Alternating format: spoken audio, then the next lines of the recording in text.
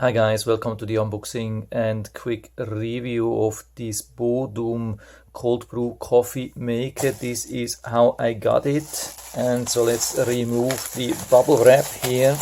So that's the original packaging, and there's also some instruction here. And so if you don't have any experience with cold brew coffee making, there's also some nice instruction here. Yeah, it's a 12 cup 1.5 liter. So the two reasons for me to buy were, first thing, it's a Bodum, and I've been using a lot of Bodum and they usually worked really good, really reliable, good quality. And the second thing, of course, is the fact that it comes with two lids. It's a huge advantage when we look. I mean, usually people are using these French presses like that. They are putting the water and coffee mix like that in the fridge, and you can see that it can be a problem depending on how large your fridge is. If you have just a small shelf, this could be too high, and so it's a huge advantage here with the second lid.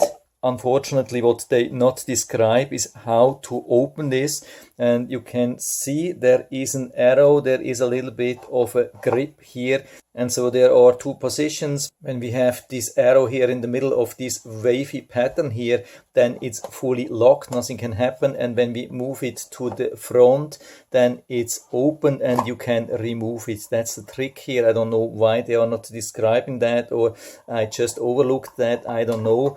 So we can remove the whole part here. I mean, the cool thing is really that this instruction how to open this and how to close it was inside. So you have to really find out before you find the instructions. So I've been washing all the parts with mild soap water. What I noticed is that this mesh here is fine metal. This is how we want it. And this is not glass like it was with the old times with Bodum, where it usually was glass. This is definitely plastic, not very thick plastic, but I guess it's enough. So the recipe goes like that we are using a 1:10 mix of coffee to water. And because it's my first attempt, I'm just using a low amount, like 50 grams. We have to use a rather coarse grind. That's a little bit more, but I guess it won't hurt. And now to the 50 grams of coffee, we add 500 grams or 500 milliliter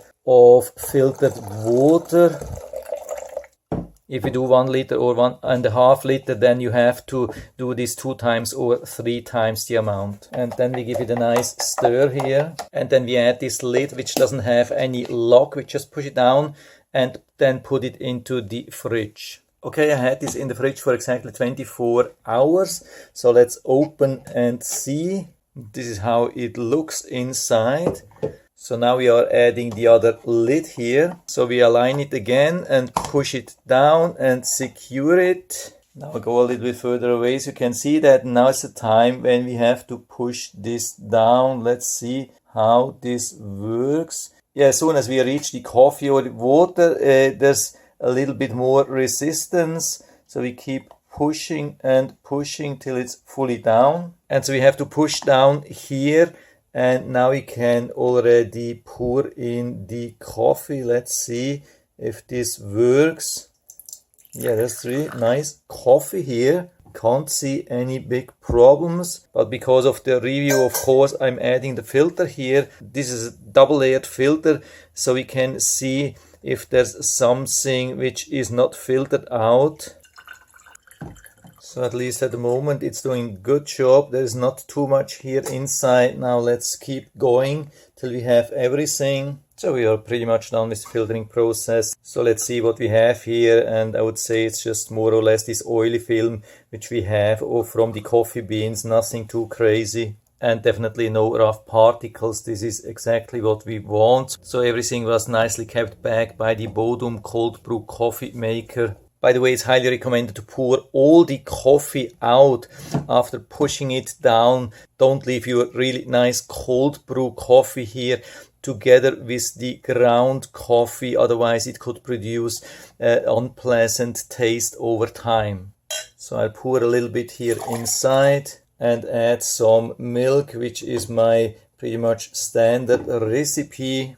And now let's try. Oh yeah, that's pretty nice. Has an awesome taste, absolutely perfect. So far so good, but unfortunately here comes the bummer. When we look at the thing, after removing the top here, you can see there's a lot of coffee grounds here and absolutely impossible to remove it without flushing it into the sink, and then it goes down the drain and then it can clog everything, as we already know. And even worse, down here you can see this mess here, and there's still a lot of liquid. I mean, I have been pushing this down as much as possible and it's still very wet, and even if it's dry, it's super hard to remove, almost impossible without pouring it down the drain and risking to clog everything. So definitely not my recommended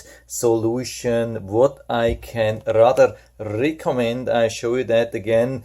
I have already made a video about that, and this is this electric coffee maker. Comes with this rechargeable head here. It's pumping for 15 minutes, 30 minutes, 45, or even an hour, or how long you want it. I'm usually using 1 hour and it's absolutely perfect. It also needs very few coffee only because it's pushing a lot of water through the coffee grounds here, and at the very end that's the only thing which you really need to clean. There's where the coffee grounds are at the very end. When you take it out, usually it's pretty dry. Can hold it like that and just shake it out down into the garbage can, and it works really good. And after that there is just very few residue, just very few coffee grounds here inside which you have to flush down the drain, and that shouldn't be a problem. Huge difference compared to this solution here. So at least 3 advantages for this solution, because yeah, the first thing is it works much faster. You can even produce your cold brew coffee within 15 minutes. If you're not happy with that, increase the time. Maximum is around 1 hour, and after that it's really nice. Second thing is that you are going to use only very few coffee, much less than with this solution, so you can save a lot of money.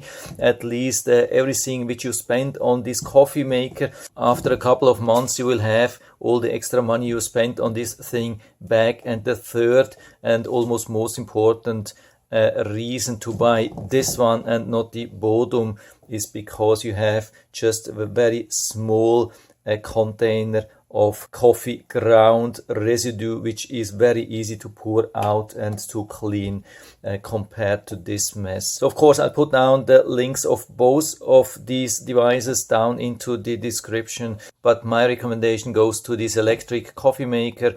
And so I hope I've been able to help you a little bit with this video. If you have any questions or comments or your own experience, would be really interesting to learn from you. What's your experience, if you have ever tried this one or something else? So especially if you have found a solution which is very easy to clean, then just let us know down in the feedback area. And if you liked the video, give me a thumbs up, subscribe my channel. Thanks for watching. See you next time.